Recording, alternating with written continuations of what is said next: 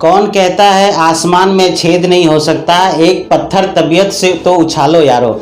इसी प्रयास के कारण आप एक दिन अच्छे एक्सेल में एक्सपर्ट बन सकते हो। बस आपको करना क्या है, रेगुलर प्रयास करते रहना है और यही प्रयास आपकी सफलता की ओर लेके जाएगी। एक्सेल माइक्रोसॉफ्ट ऑफिस की एक पैकेज है जिसके अंदर बहुत सारे सॉफ्टवेयर हैं उनके अंदर, जिसमें से MS Excel, PowerPoint, PPT, Access, ये सारे सॉफ्टवेयर हैं जिसमें से एक्सेल भी एक सॉफ्टवेयर है। तो एक्सेल ही हमें क्यों सीखना है? एक्सेल इसलिए सीखना है कि हम जब किसी डाटा का कैलकुलेशन करते हैं तो वो एक्सेल में बहुत ही सरलता के साथ उसका एडिट किया जा सकता है। और दूसरी बात आती है कि ये डेटा क्या है। कोई भी इंफॉर्मेशन डेटा कहलाता है। अब सवाल होता है कि इन्फॉर्मेशन क्या है? इन्फॉर्मेशन कुछ भी हो सकता है, चाहे वो आपका वीडियो, इमेजेज या कुछ आप टाइप करते हो ABCD वगैरह, या कुछ वर्ड वगैरह लिखते हो, वो सारे या कुछ नंबर फॉर्मेट जैसे 0 से लेकर 9 तक, ये सारे डेटा जो भी आप लिखते हो ये सारे इन्फॉर्मेशन है और इसी इन्फॉर्मेशन को हम लोग डेटा कहते हैं। कंप्यूटर इस डेटा को 0 या 1 फॉर्मेट में समझता है। आप चाहे पेन लिखो तो भी वो 0 1 1 1 0 ऐसा समझे, ऐसे करके शब्दों को वो पहचानता है। उनका एक कोडिंग लैंग्वेज होता है जिसे हम लोग बाइट कहते हैं। अभी आपको समझ में आ गया कि एक्सेल क्या है, एक्सेल का यूज क्यों करते हैं, क्योंकि ये बहुत ही सिंपल है, फास्ट है, लॉन्ग बहुत ज़्यादा लंबे हैं और इसमें एक्सेल में आप लॉक करके रख सकते हो, पासवर्ड प्रोटेक्टेड है। आज मैं आपको एक्सेल स्टार्ट करने के या ओपन करने के सबसे 3 बेहतरीन तरीके मैं बताऊंगा आपको, ठीक है, और 2-3 मैं आपको सेव करने के तरीके बताता हूँ, ठीक है। पहला तरीका है जो लॉन्ग प्रोसेस है, विंडोज 7 में आपको स्टार्ट पे क्लिक करना है। स्टार्ट में क्लिक करके स्क्रॉल करते ऊपर जाओ, जहाँ पे माइक्रोसॉफ्ट एक्सेल दिखे उस पर क्लिक करो, एक्सेल आपका ओपन होगा, ठीक है। दूसरी चीज़, आपको डेस्कटॉप पे यहाँ पे क्लिक करो, इस पर राइट क्लिक करो, डेस्कटॉप पे राइट क्लिक करो, न्यू में जाओ, न्यू में से माइक्रोसॉफ्ट एक्सेल सेलेक्ट करो, ओपन करो। 2 तरीका हो गया। और एक बेहतरीन तरीका बताता हूँ। आप विंडो कीबोर्ड में विंडो का दिख रहा है, ये विंडो में कीबोर्ड में विंडो का लोगो दिखता है, उस विंडो को और एक दूसरे से R को प्रेस करो, विंडो और R प्रेस करो एक साथ, एक विंडो ओपन हो गई।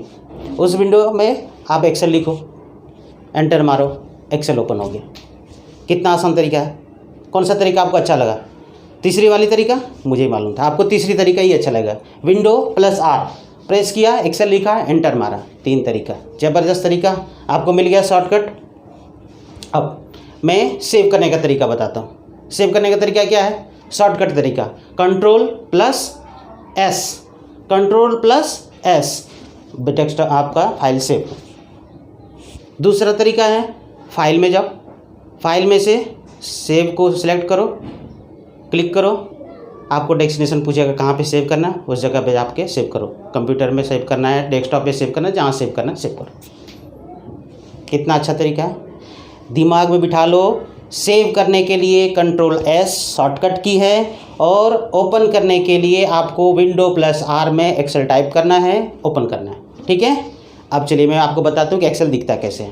अभी स्टार्ट तो कर लिया आपने, ये देखो ये चारों जो व्यू है ये एक्सेल की है, ठीक है। अब मैं इसमें आपको एक एक करके बताता हूँ उसमें क्या क्या चीज़ें हैं और कैसे हैं, ठीक है। सबसे ऊपर राइट साइड में सबसे ऊपर क्या दिख रहा है? यहाँ पे एक क्विक मेन्यू बार दिख रहा है यहाँ पे, ठीक है। यहाँ पे कुछ छोटे छोटे मेन्यू दिख रहेंगे, इसको बोलते हैं क्विक एक्सेस बार। क्या बोलते हैं इसको?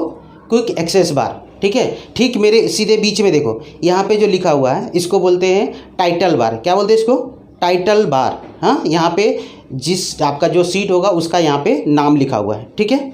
अभी ये साइड में एक माइनस की चिन्ह है, एक बॉक्स की चिन्ह है इधर, और एक ये माइनस मतलब मिनिमाइज करने के लिए है, मैक्सिमाइज करने के लिए है, और एक क्लोज की चिन्ह दिया हुआ है। ये 3 समझ गया आपने। सबसे टॉप में 3 मेन्यू रहते हैं, एक क्विक एक्सेस बार जो आप तुरंत उसमें एक्सेस कर सकते हो, उस बटन का यूज कर सकते हो, वो ऊपर रहता है। मिडिल में आपका रहेगा नाम जिसको टाइटल बार कहते हैं, और ये सीट को मिनिमाइज, मैक्सिमाइज या क्लोज करने के लिए ये साइड में रहते हैं, ठीक है। ठीक उसके नीचे आपने ये 3 जो बटन देखे हैं उसके ठीक नीचे आपके मेन्यू बार रहते हैं। यहाँ पे फाइल रहेगी, यहाँ पे फाइल हो गया, यहाँ इंसर्ट हो गया, ऐसे करके सारे व्यू के ऑप्शन है, ये व्यू के हैं, ऐसे मेन्यू बार रहेंगे। ठीक है, ठीक उसके नीचे ये एक पट्टी जैसी दिखती है, ये है रिबन बार बोलते हैं इसको। क्या बोलते हैं इसको? रिबन बार। ठीक है, अभी ये जो दिख रहे हो ये था स्क्रॉल बार, ये स्क्रॉल करने के लिए स्क्रॉल बार है ऊपर नीचे, और नीचे भी एक स्क्रॉल बार होती है, सीट को आगे पीछे स्क्रॉल करने के लिए होती है। क्लियर हो गया? तो हमने आपको बता दिया मेन्यू कहाँ पे है और रिबन क्या है ये बता दिया, स्क्रॉल बार बता दिया। अभी देखो ये हमारे जो ऊपर ABCD जो लिखी हुई है, ये इसको बोलते हैं इंग्लिश में ABCD बोलते हैं, और इसको अगर हिंदी में समझो तो बच्चे को जैसे ABCD सकता है। हिंदी मीडियम वाले क्या पढ़ते हैं? क ख पढ़ते हैं। ठीक है, तो ये मान लो कि ये क ख जो है मतलब कॉलम, ऊपर वाले को क्या बोलते हैं? कॉलम, और नीचे जो दिखा देखिए 1 2 3 करके ऐसे लिखे हुए हैं, है ना, इसको बोलते हैं रो। इसको 1 2 3 जो लिखे हुए हैं इसको क्या बोलते हैं? रो बोलते हैं। रो, एक को रो बोलते हैं, बाकी सारे हो गया रोज़। तो ऐसे वाले जो ABCD लिखे उसको कॉलम, और नीचे जो लिखे 1 2 3 4 जो लिखा है उसको रोज़ बोलते हैं। ठीक है, और ये जो वाइट वाले जो पोर्शन दिख रहा है तुमको, ये क्या है? सीट है। जैसे बच्चों को लिखने के लिए स्लेट होती है या कॉपी होती है, उसमें लाइनें, वो बॉक्स बने हुए होते, लाइनें वाली कॉपी होती है, वो इसमें वैसा ये लाइनें हैं। ठीक है, इसमें हाँ बहुत सारे बॉक्स दिखे हुए हैं। ठीक है, आप बॉक्स में कुछ भी आपको जो कैलकुलेशन करना, डेटा कैलकुलेशन करना है वो यहाँ पे आप लिख सकते हैं। ये बहुत लंबी सीट होती है। टोटल रो 10,48,576 रोज़ होते हैं, और कॉलम 16,348 कॉलम होते हैं। सोचिए इतनी लंबी रो और कॉलम दिए हुए हैं। ये अभी 2016 में इतने अपडेट हुए, इतने, इसके पहले कम थे। ठीक है, तो कितने कम थे क्या थे मैं आपको इसकी इतिहास बताऊंगा। देख रहे हैं ये फाइल की है, ये इसमें रो आए हैं, कॉलम आए, क्या ये सब एक साथ ही एक किसी ने बना के मुझे दे दिया? नहीं, इसमें एक स्टेप बाय स्टेप कुछ इसमें अपडेट हुआ है। वो सारे अपडेट इसका कब हुआ, वो सारे इतिहास में आपको, इसकी इतिहास आपको अगले वीडियो में बताऊँगा। तब तक आप वेट कीजिए। ठीक है।